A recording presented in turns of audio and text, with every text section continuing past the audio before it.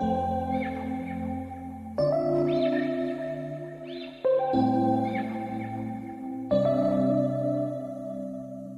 we met, I could tell by your smile you hadn't been with a good. இன்னைக்கு நம்ம கிச்சன்ல பலாப்பழ அல்வா எப்படி செய்யறது அப்படின்றது தான் பார்க்க போறோம். ரொம்ப சிம்பிளா இருக்கும். இதுக்கு வந்து நான் 2 கிலோ பலாப்பழம் கொட்டையெல்லாம் எடுத்துட்டு ரெடி பண்ணி வச்சிருக்கேன். இந்த மாதிரி கொட்டையெல்லாம் எடுத்துட்டு ரெடி பண்ணி வச்சுக்கணும். இதை ஃபர்ஸ்ட் நம்ம மிக்சியில போட்டு நல்லா அரைச்சிடலாம். அரைச்சி பேஸ்ட்டாக கொண்டு வந்துடணும். 1-2 திப்பியாக நடுவில் இருந்துச்சுன்னா பரவாயில்ல. அதனால ரொம்ப அப்படியே அரைச்சிட்டே இருக்கணும்னு இல்லை. 1-2 அப்படி கடக்க தான் செய்யும். அதனால ஒரு பிரச்சனையும் வராது. பலாசொலையெல்லாம் இது மாதிரி அரைச்சி எடுத்துட்டு வந்துடுங்க. பலாசொலை வந்து நல்லா செலக்ட் பண்ணுங்க. நல்லா ஸ்வீட் நல்லா இருக்கிறதா பார்த்து வாங்கிக்கோங்க. தண்ணியாக இருக்கும். சில பலாசொலை வந்து ஸ்வீட் இல்லாமல் இருக்கும். டேஸ்ட் சரியில்லைன்னா அதை யூஸ் பண்ணாதீங்க. அல்வாவே அப்புறம் நம்மளுக்கு கிண்டி வேஸ்ட்டாக போயிடும். நல்ல பலாசொலையாக ஸ்வீட்டாக பார்த்து எடுத்துக்கோங்க. இந்த மாதிரி அரைச்சி ரெடி பண்ணிக்கணும். 2 கிலோ பலாசொலைக்கு ஒரு 400 கிராம் வெல்லம் எடுத்திருக்கேன். 1/2 கிலோவிலேருந்து ஒரு சின்ன பீஸ் மட்டும் எடுத்து வச்சுட்டு மீதி எல்லாமே எடுத்து வச்சிருக்கேன். ஸ்வீட் வந்து இப்போ வர்ற வெள்ளத்துலலாம் கம்மியாக இருக்குது. அதனால நம்ம இவ்வளோ போட்டால் தான் அந்த ஸ்வீட் சரியாக இருக்கும். பலாசொலையிலையும் ஸ்வீட் இருக்குது. அது இல்லாமல் ஒரு 400 கிராம் வெல்லம் எடுத்து வச்சிருக்கேன். இதை ஃபர்ஸ்ட் நம்ம காய்ச்சி வடிகட்டி எடுத்து வச்சுக்கணும். ஒரு பாத்திரத்தில் 1/2 டம்ளர் தண்ணி வச்சிருக்கேன். அதில் இந்த வெல்லத்தை போட்டு வெள்ளத்தை போட்டு நல்லா கரையணும். இது கரைஞ்ச உடனே நம்ம பலாசொலையில அப்படியே டைரக்டா கூட நம்ம வடிகட்டி விட்டுக்கலாம். ஃபில்டர் வச்சுட்டு பலாசொலை அல்வா கிண்டும் போது இந்த வெள்ளைப்பாகை வந்து அதுலயே ஃபில்டர் பண்ணிக்கலாம். வெள்ளம் நல்லா கரைஞ்சிடுச்சு. இதை இறக்கி ஓரமா வச்சுட்டு அடுத்து நம்ம அல்வா செய்ய ஆரம்பிச்சிடலாம். அல்வா பண்றதுக்கு ஒரு நான்ஸ்டிக் வானல் யூஸ் பண்றேன் நான். உங்க வீட்டில் வந்து நான்ஸ்டிக் இருந்தா வச்சுக்கோங்க. இல்லைனாக்கா நல்லா அடி பிடிக்காத மாதிரி நல்லா கனமான பாத்திரமா எடுத்து வச்சுக்கோங்க. அப்பதான் நம்மளுக்கு அல்வா கிண்டுறப்ப நல்லா வசதியா இருக்கும். இதில் நான் ஒரு 2 ஸ்பூன் நெய் போட்டு சூடு பண்ணியிருக்கேன். அதில் 100 கிராம் முந்திரி பருப்பு இதை நம்ம லேசா வறுத்து எடுத்து வச்சுக்கலாம்.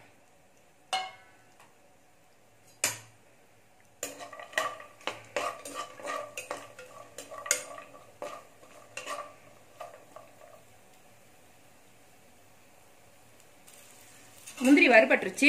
இப்போ சிம்மில் வச்சுட்டு இதை ஃபுல்லாகவே எடுத்துருங்க. இதுக்கு மேலே கலர் மாற வேண்டாம். அப்புறம் கலர் வந்து ரொம்ப ஓவராக ப்ரௌனாக இருக்கும். நல்லா இருக்காது பார்க்க.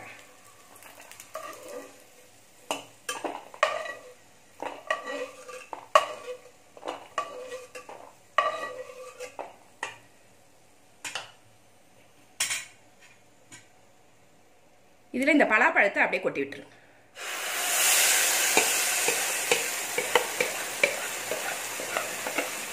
நீளமான கரண்டி வச்சு கிளறிக்கணும். இல்லைனாக்கா மேலே வந்து தெரிக்கும். இது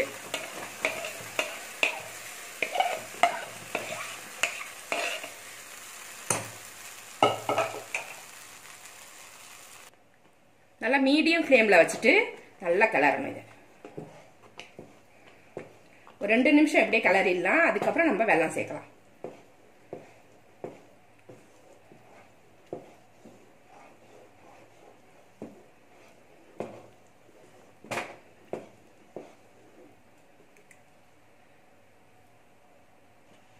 பலாசொலையோட பச்சை வாசனை கொஞ்சம் மாறணும்.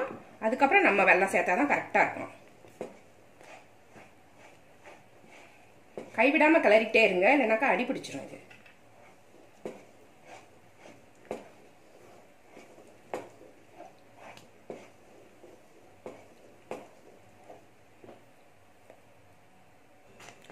பலாப்பழத்தோட அந்த பச்சை வாசனை எல்லாம் போயிடுச்சு. கொஞ்சம் நல்லா வெந்துருச்சு. இது இப்போ வந்து நம்ம வெல்லத்தை இதில் அப்படியே ஊற்றி விட்டுருவோம்.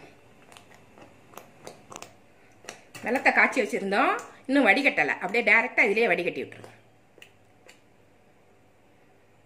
கொஞ்சம் எடுத்து வச்சுக்கோங்க. ஸ்வீட் பத்தலைன்னா வேணா போட்டுக்கலாம். எல்லாத்தையுமே போடணும் அப்படின்ற அவசியம் இல்லை. கொஞ்சம் எடுத்து வச்சுப்போம். ஸ்வீட் அதிகமாக போயிடுச்சுன்னா அப்புறம் கஷ்டமாயிடும். கொஞ்சம் எடுத்து வச்சுட்டு ஸ்வீட் பத்தலைன்னா போட்டுக்கலாம். டேஸ்ட் பண்ணி பார்த்துட்டு இதை ஃபர்ஸ்ட் கலரிடும். மீடியம்ல வச்சு கிளறிக்கணும். இந்த மாதிரி நீளமான ஒரு கரண்டியை வச்சு கிளறிக்கோங்க. இல்லைனாக்கா மேலெல்லாம் தெரிக்கும். சுட்டுக்குவீங்க. சுட்டுக்காம பண்ணணும்.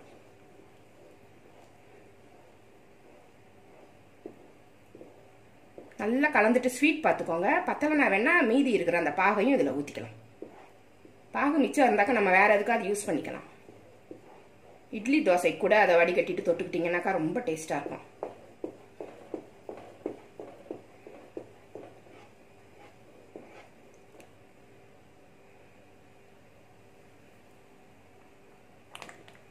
இப்போ ஒரு 2 ஸ்பூன் ஜீனி போட்டிருக்கேன் மிக்சியில். ஏலக்காய் இதில் போட்டு நல்லா மிக்சியில் பொடி பண்ணி கொண்டு வந்துடலாம். ஸ்வீட் இன்னும் கொஞ்சம் குறையுது, இதையும் அப்படியே வடிகட்டிடுவோம்.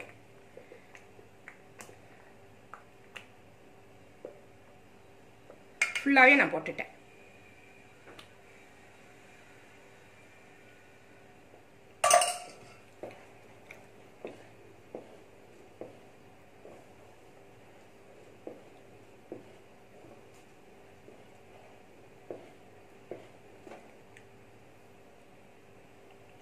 ஏலக்காய் நுணுக்கி கொண்டு வந்திருக்கேன், அதை அப்படியே இது போட்டுருவேன்.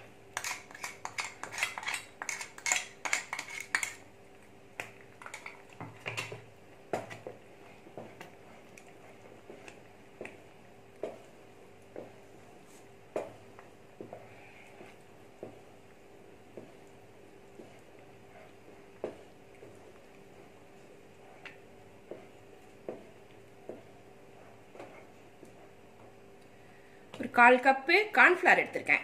இது வந்து தண்ணி ஊற்றி கரைச்சி எடுத்துருந்தோம். ரொம்ப தண்ணி ஊற்ற வேண்டாம், கொஞ்சமாக தண்ணி ஊற்றி கரைச்சி இதில் ஊற்ற போகிறோம். அப்போ தான் வந்து அது கெட்டிப்படும், அல்வா பதத்துக்கு சீக்கிரமாக வரும். மைதா போடலாம், ஆனால் ரொம்ப அது பிசு பிசுப்பாக இருக்கும். கார்ன்ஃப்ளவர் வந்து நல்லா கரெக்டாக அந்த ஸ்டிஃபாக நிற்கும். அதனால் நான் கார்ன்ஃப்ளவர் எடுத்திருக்கேன். ஒரு 1/4 கப் எடுத்திருக்கேன். இது வந்து கரைச்சி எடுத்துகிட்டு வந்துடலாம். இதுக்கு ஒரு பிஞ்சு உப்பு போட்டுக்கோங்க, அப்போ தான் அந்த ஸ்வீட் வந்து எடுப்பா தெரியும்.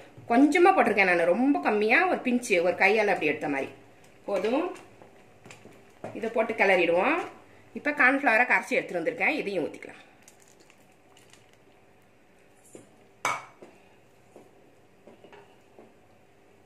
முந்திரி பருப்பு இதையும் போட்டு எல்லாமே போட்டாச்சு. இனிமேல் நல்லா கிளற வேண்டியதுதான். இதை நல்லா கெட்டி ஆகிற வரைக்கும் பொறுமையாக கிண்டணும். அவசரப்பட்டு ஸ்டவ் வந்து ரொம்ப தீ வச்சிடாதீங்க, அடி பிடிச்சிடும். நல்லா மீடியமில் வச்சு கொஞ்சம் பொறுமையாக அல்வா பதம் வர்ற வரைக்கும் கிளறணும். நடுவில் நெய் ஊற்றிக்கலாம். இதில் அடி பிடிக்கிற மாதிரி இருந்துச்சுனாக்கா கொஞ்சம் கொஞ்சமாக நெய் ஊற்றி இது கெட்டிப்படுற வரைக்கும் நம்ம கிளறலாம். இந்த மாவு போட்ட உடனேவே நல்லா திக்காக ஆகிட்டு இருக்கு. முன்னாடி தண்ணியாக இருந்துச்சு, இப்போ நல்லா கெட்டியான பக்குவத்துக்கு அது வந்துட்டு இருக்கு.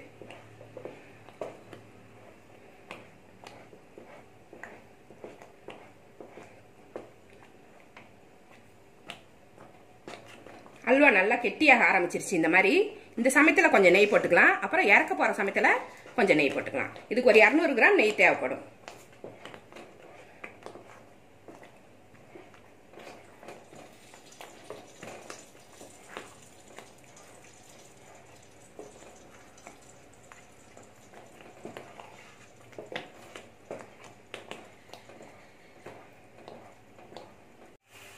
நல்லா இறுகிடுச்சு அல்வா. நீங்க முன்னாடி பார்த்தப்ப நிறைய குவாண்டிட்டி இருந்திருக்கும். இப்ப பாருங்க கொஞ்சம் கொஞ்சமா குறைஞ்சி கொஞ்சம் ஆயிடுச்சு. நல்லா சுண்டி வந்துருச்சு பாருங்க, இறுகி வரணும். கொஞ்சம் கொஞ்சமா நெய்யும் ஊற்றி ஊற்றி நான் கிளறிட்டேன்.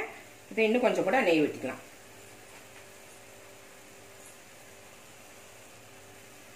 லாஸ்ட்டு இன்னும் கொஞ்சம் எண்ணெய்.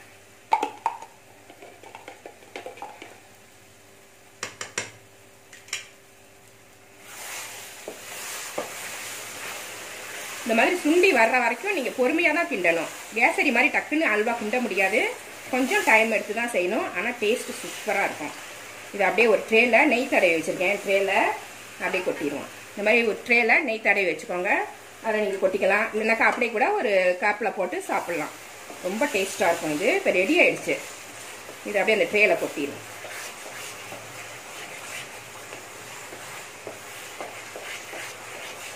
சரியாக கிளறாமல் நீங்கள் எடுத்தீங்கன்னாக்கா பிசு பிசுப்பாக இருக்கும் உங்களுக்கு. நல்லா கிளறினா தான் கையில் ஒட்டாமல் அல்வா பதத்துக்கு நல்லா வரும்.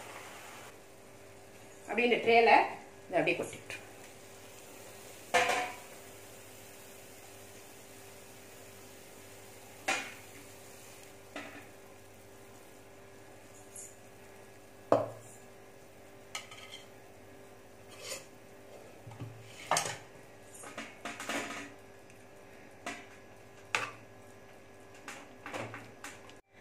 பலாப்பழ அல்வா சூப்பரா ரெடி ஆயிடுச்சு.